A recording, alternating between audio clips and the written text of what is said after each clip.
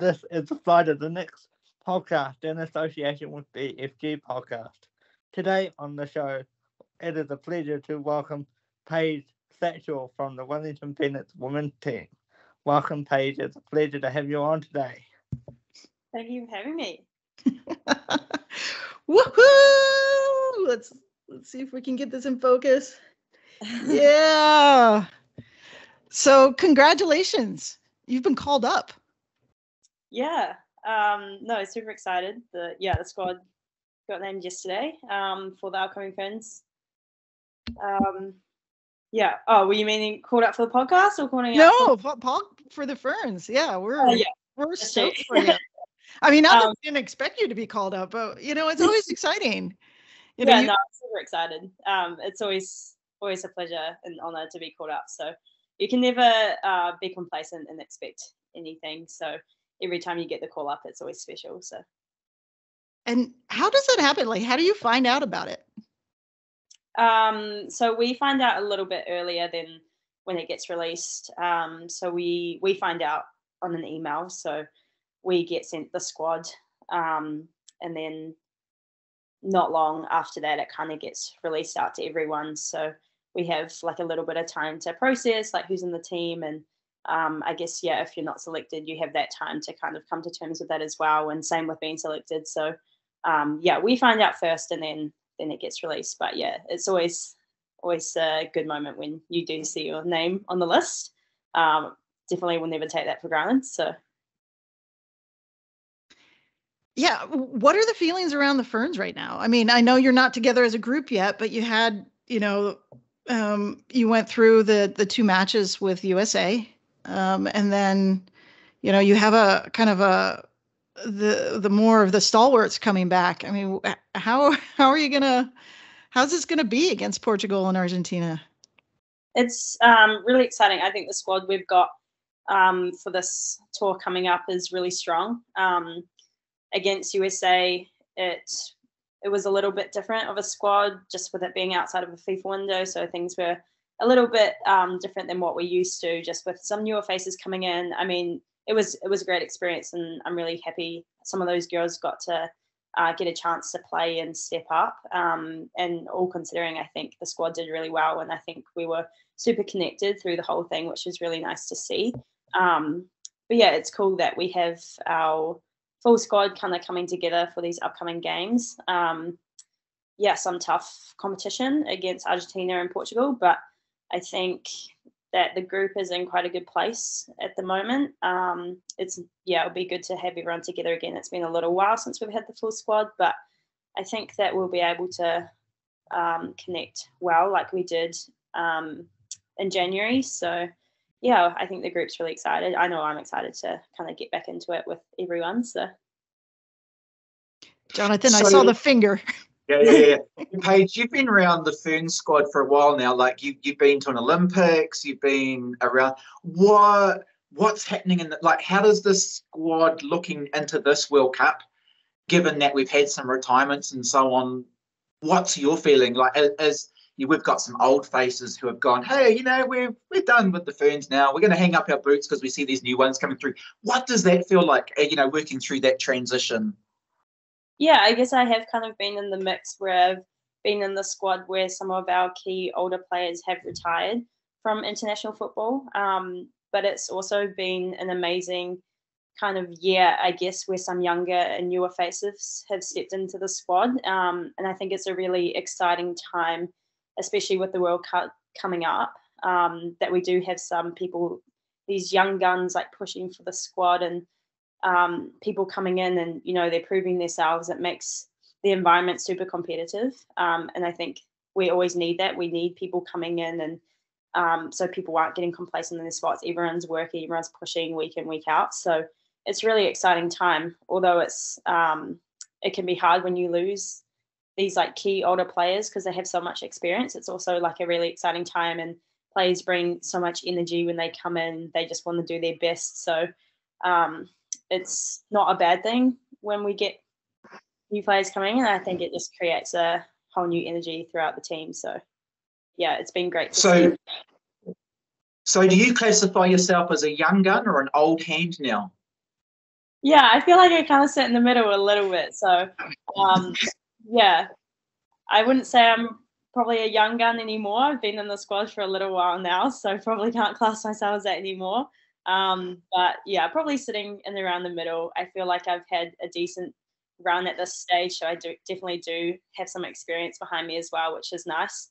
But then, yeah, nothing compared to the likes of Ellie Riley and things who nearly have 150 caps. But yeah, so sitting somewhere nicely in the middle, I'd say.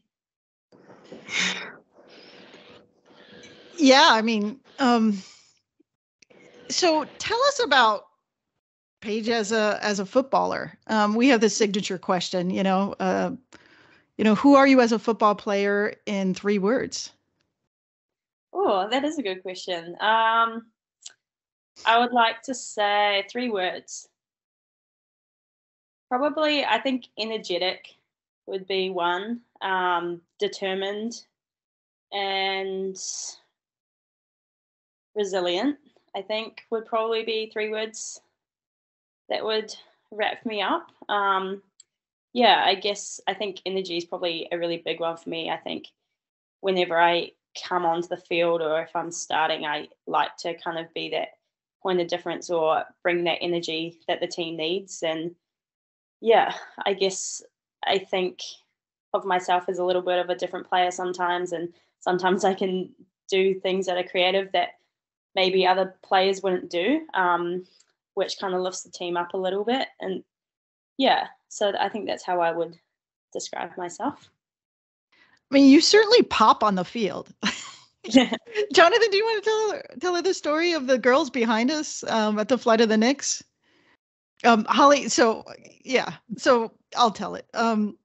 There were these young girls behind us, and we're screaming for everyone, and this group of little girls, or not little, I don't know, they were young 11-year-olds about, and they just started like cheering for you, and they didn't know who you were, and then like Holly turns around, she's like, that's Paige Satchell, and and so every time you got the ball or did something, they learned how to say, go Paige, go Paige. It was adorable.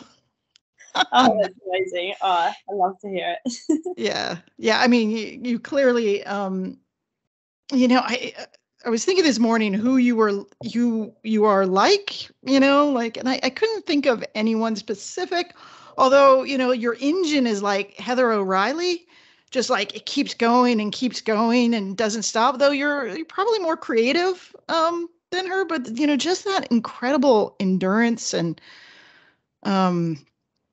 relentlessness is just an amazing signature of yours. Yeah, I appreciate that. Yeah, I think that's definitely something that I've kind of figured out over the years is how I can be that point of difference, I guess. And I mean, every game I just leave everything out on the field. So yeah, I'll just keep going until I get pulled off or the final whistle goes. So, Jonathan? So just before we move away from the Ferns stuff, I'd just like to point out the piece de resistance, the football, and here's Paige down here in this corner. So it's up on the wall of my office behind me, and so we're big fans, especially as for myself being based in Rotorua. It's nice having a home, that connection. Describe your career growing up. You started at Nongataha at 5 and then played through, went to JPC. What was football like, in those young grades and working your way through? How did you know that football was for you? Yeah, I mean, I think when I was younger, it was definitely more of just like a fun thing that I would like to do. I wasn't very good, I must say, from when I first started when I was 5, I kind of just like skipped around the field and whatnot. But I guess when I got a little bit older, probably around 9, 10, started to show a little bit of talent in how I was playing. And I think that's when I definitely started to like get into it more. And I was like, okay, this is definitely something that I love doing. And I would pretty much play it like every day at lunchtime at school. And yeah, I started out at Nongataha, would play on the weekends for them. And then I remember, I think the turning point for me, it was playing for a Ngataha team. So we went to the Kanga Cup in Australia. So I trialled for a team for Ngataha. I was the only girl that turned up for the trials. It was an all boys team. And I made that squad and we went over to Australia, and I was like, wow, this is like really cool. Like there's some really cool opportunities you can do through football. And that was just the start of it, really. I never thought I'd be where I am now, and the opportunities that I have these days are just unreal.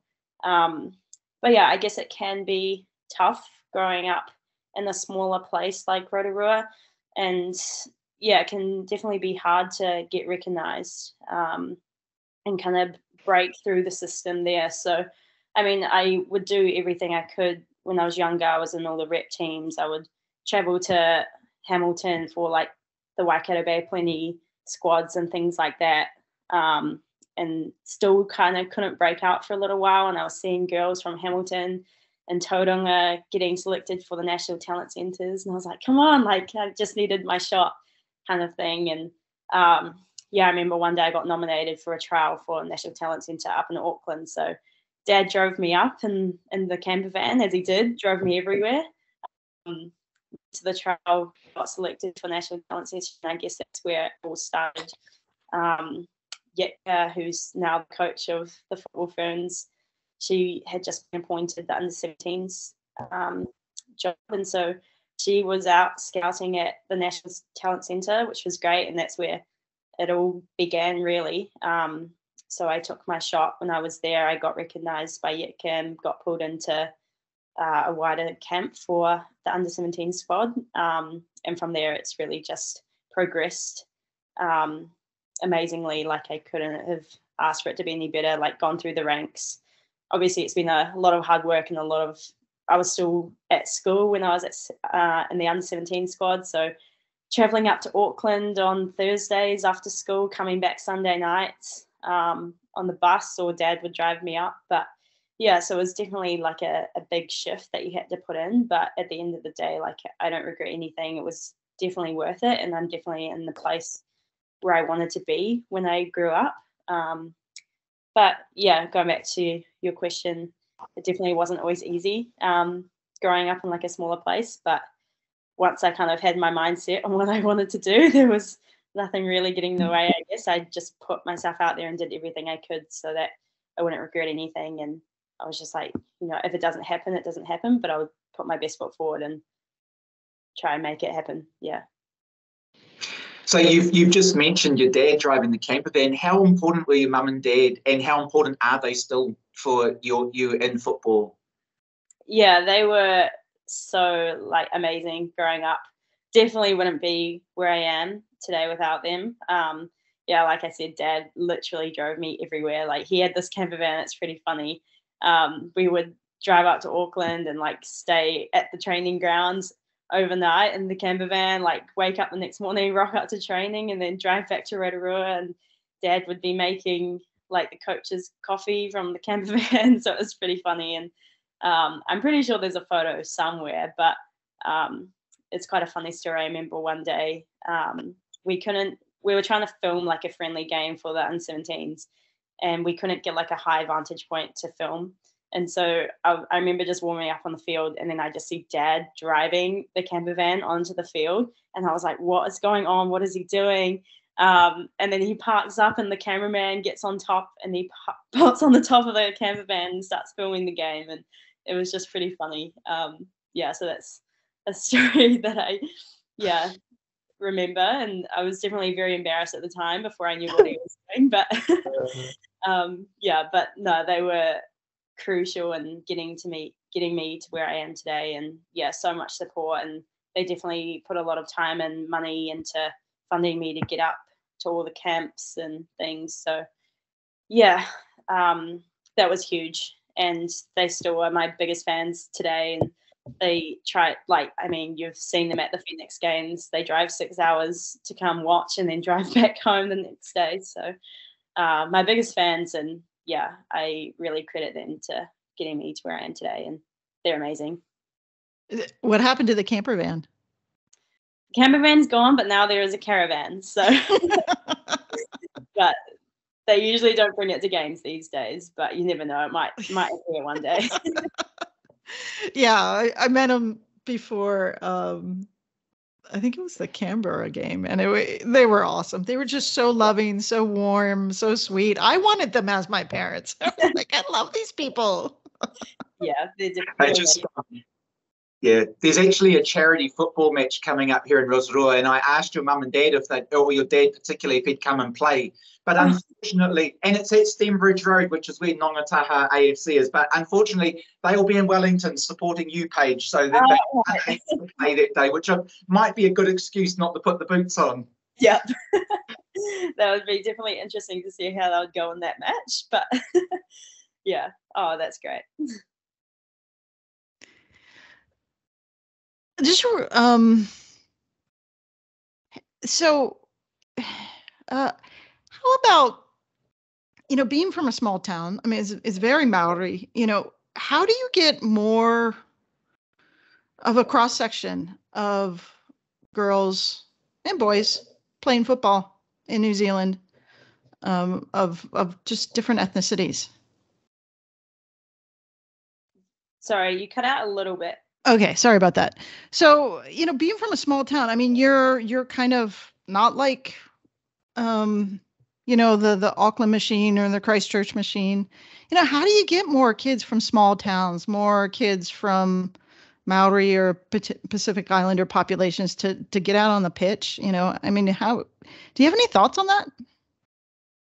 Yeah, I think it's definitely important to have those role models, like in the Ferns, in the Phoenix, wherever you can, really.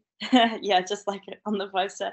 Yeah, because I think growing up, I always used to watch the Ferns, and that was, I kind of knew straight away that's where I wanted to be. So I think it's really important to have people in these teams who are promoting the game, and from smaller towns and from all across different ethnicities. I mean, yeah, I'm Māori myself, so it's definitely, I think it's super important for younger girls to see like Māori players playing, so they can see that that's something that they can do themselves as well. And like me coming from Rotorua, like sometimes it can seem like so far away. There's such a big gap between playing in Rotorua and playing in Auckland, and you're like, how do you even close that and get to the top, So I think it's important, and I hope that even just my story can help younger girls coming from Rotorua, Māori or not, or boys and girls, that it is possible and that they can get to this point. Yeah, and I think, yeah, you do need a lot of support, and I definitely wouldn't have been able to get it without having a lot of support around me as well, but it definitely is possible. And yeah, I think now being a football Fern and a Wellington Phoenix player, I can definitely be a player that can help support this and show young girls and help inspire them that it is possible. Yeah, it's definitely important. And I think the game is growing a lot. And yeah, we're, I guess, being on this platform, we're helping to help these girls recognize this. But yeah, there's still definitely work that can go into it, I think, and helping build the grassroots up. Yeah. So just on that page, there were two particular times. One was the first Knicks game at home, and there was a massive number of young people there, and the Knicks players were so nice and lovely and signed autographs and whole lot. And then again at both the USA game, both USA games, particularly the one in Wellington, like there were literally hundreds of kids, like 12 and under, getting autographs, and you all made yourselves so available and was just so friendly and nice. And there were, we spoke to a few kids who were just walking around, and they were absolutely beaming that they got to meet you, that they got to meet Liv and Mac and so on. And those little moments and interactions, just they can be so inspiring for the younger ones as well. So just wanted to acknowledge that and say we really like watching that. As a fan, it made me happy watching all these little kids just beaming like, oh my God, we got Paige Satchell's signature, or we got Ellie Riley's signature. It was just so cool. Yeah, and I think that's super important, and that's something that I always try to do, and I know a lot of the girls as well, like after the games, we see the fans, we always go interact. We see as many people as we can. We're signing shirts, we're giving things away, because it's so important for these young girls and boys to get involved. And it makes such a difference, like for us to go and say hello and speak to them and give them a signature, like that can be so life-changing for them. And it's like the smallest gesture from us, but it's a massive thing for them. And I think that's so important.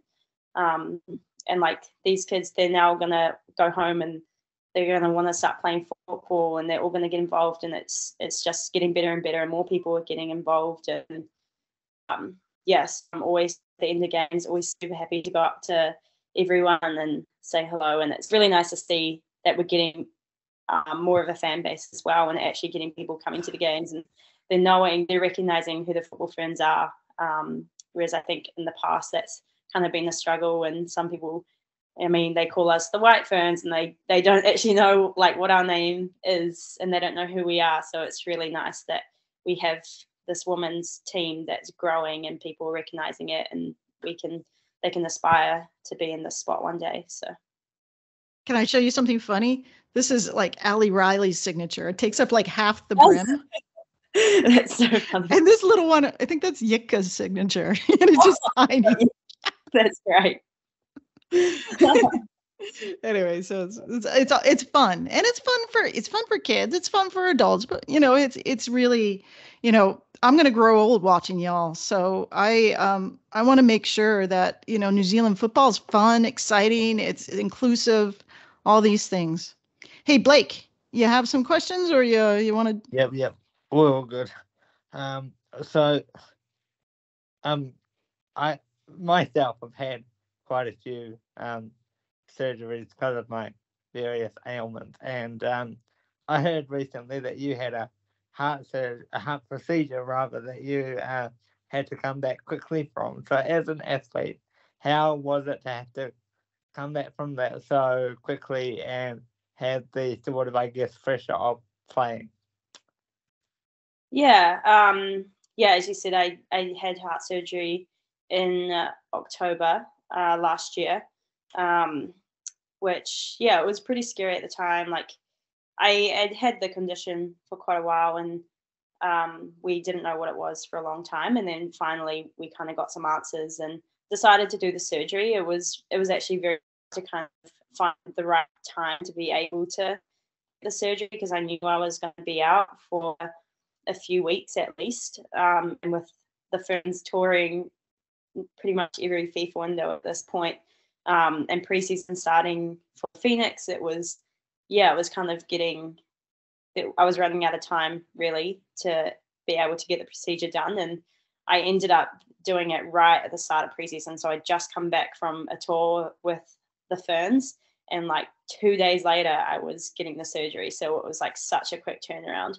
And then, so I missed the first like 2 weeks of preseason with the Phoenix because I was up in Auckland and recovering from the surgery, but ended up coming down and still kind of wasn't playing yet. But like you said, it was a really quick turnaround because there was another Ferns, the Christchurch tour for the Football Ferns coming up, which was, I think, 4 or 5 weeks post-surgery. And so I always knew it was going to be a quick turnaround. And I guess it was quite stressful, because if anything kind of went wrong, like I was super pumped to play at home. Like I really wanted to be involved in the Christchurch tour. And so I was like, okay, just do everything you can. But at the same time, you kind of have to listen to your body and make sure it's ready as well.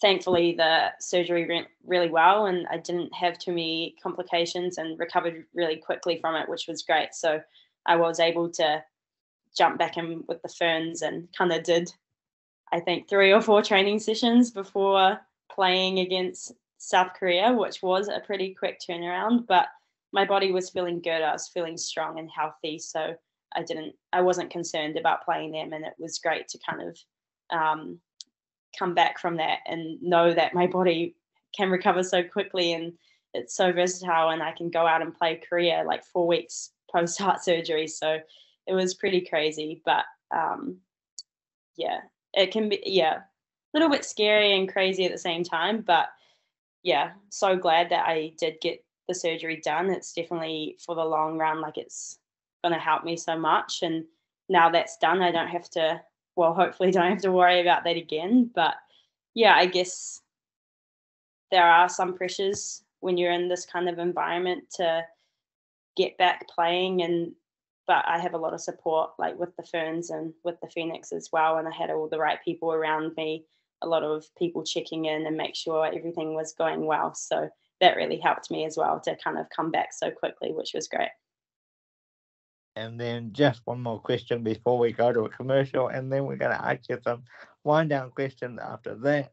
So, so how does your time in facilities wise with the new facility that the Phoenix are lucky enough to have, how does that compare for you in terms of your environment at Sydney and your environment in the Bundesliga and stuff like that? How does it all compare? How do the different environments compare, really? And also, what's your favorite part of NZCIS?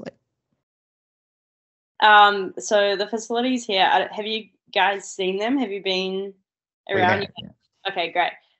Yeah, they're amazing. Like, this is like the real deal. Like, at my previous class, I've not been at a facility that is so advanced and as this one. Like, when I first I'd seen some photos and things before I arrived to Wellington of the gym and everything.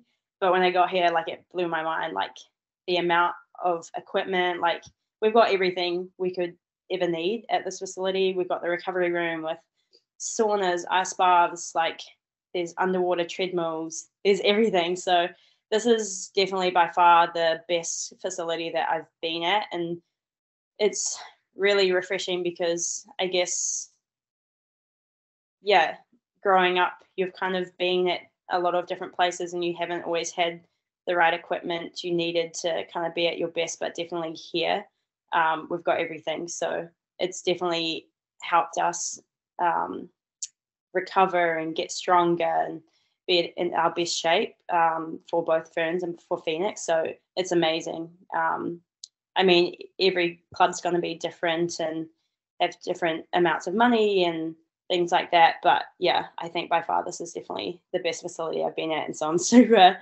stoked that I was able to use this throughout the season. It's been amazing. Yeah, we're pretty much there every day. So it's great. And we, make the most of it for sure. So, yeah, it's amazing.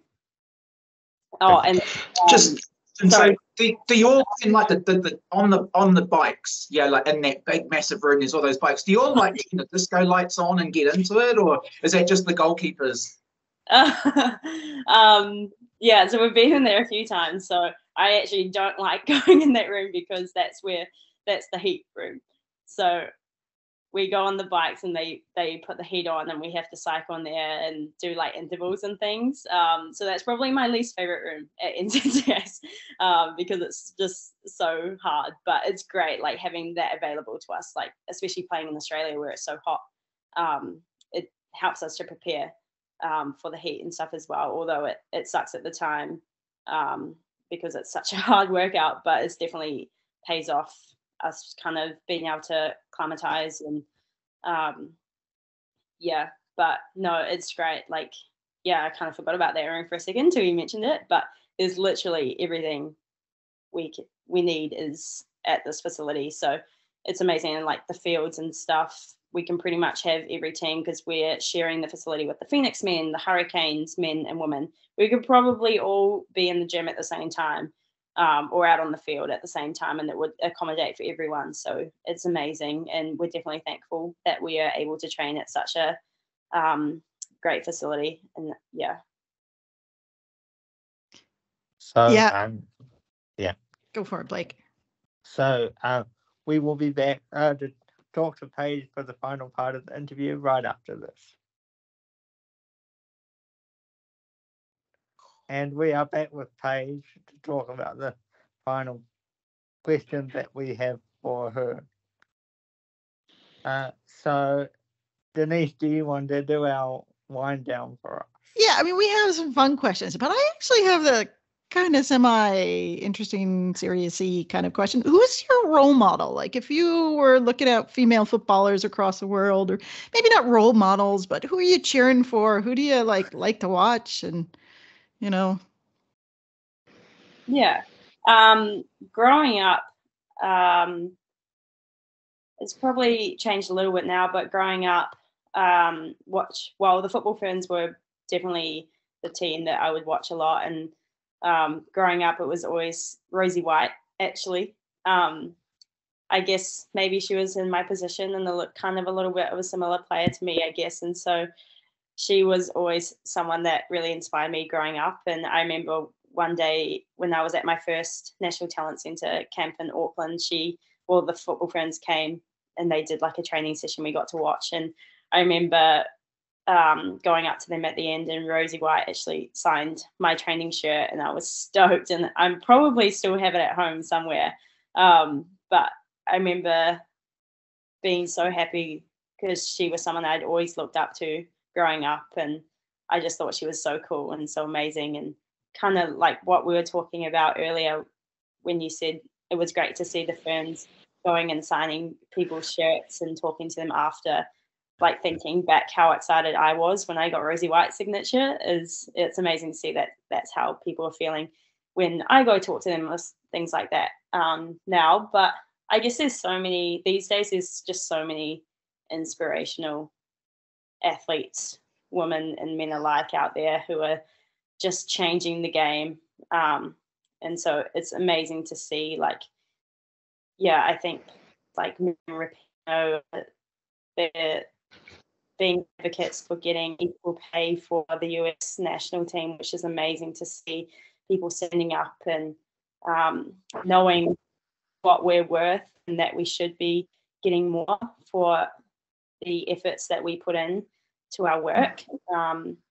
So I think she's amazing. And the likes of New Zealand athletes, I think people like Ruby Tui and Lisa Carrington are amazing athletes, and you can just see how genuine they are on and off the camera and on the field, off the field.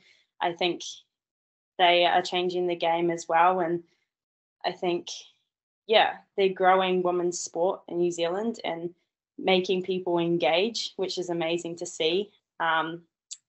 So I think those are some of the people that are really inspiring, and it's great to see them seeing them more and more on the TV. And I just loved watching the Rugby World Cup in New Zealand and seeing Ruby Tui singing Tu Te Mana Iwi on the TV after the game. Like, it was just amazing to see, and I think she's such a great character. So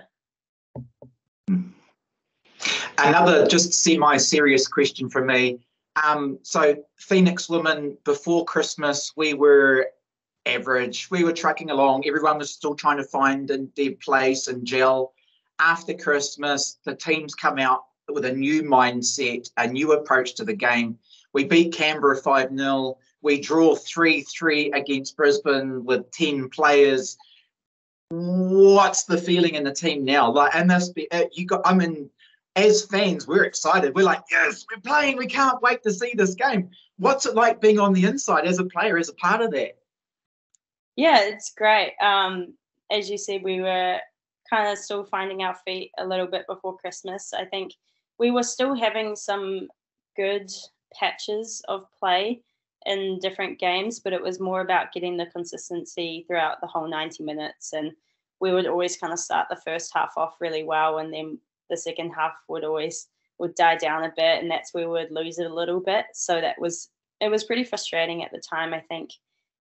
Yeah, because we knew we could hold our own and we could perform, but we just weren't able to kind of do it for the full 90. So I'm not exactly sure what changed. I think, we had a few kind of team bonding things with the group before and after Christmas. So I think we're definitely more connected as a group now. So maybe that's what's kind of helped us change how we're playing. But it's amazing to see how just winning one game against Canberra has kind of shifted our momentum. And we always knew we could do it, it was definitely coming. So it was a matter of time that we were going to get our first win. But yeah, to get the first one being 5-0, it was pretty insane. And the girls were pretty ecstatic after the game. But yeah, momentum's definitely growing. And I think it's just built our confidence a lot now. So we know we can put on these performances. And so, yeah, it's just really exciting to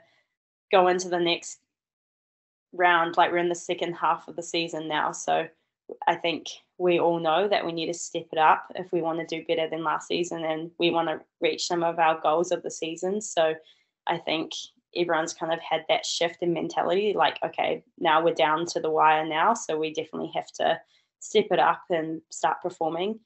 So it's great to see, and I think, yeah, people have been pushing each other in trainings, and people are definitely fighting for spots, which is great to see. So yeah, I'm looking forward to the next half of the season, and we're trying to shake things up, and yeah, watch out, everyone. So in a over, say, 40 yards, who's quicker, you or Mickey Robertson? I don't know. I read somewhere that you were a pretty classy athletics, back in the day. So, and Mickey's pretty quick. Yeah, she's very quick as well. Yeah, we haven't actually done like a proper race, I guess, but yeah, I'm not too sure. We'll have to see. But yeah, I did have a little stint in athletics back in the day. But yeah, she's also a very quick and great little player. She is. Yeah.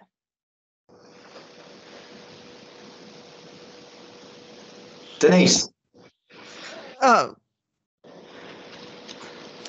Blake, do you have anything else, or should we wind down this freight train? We'll just wind down the freight train, I think.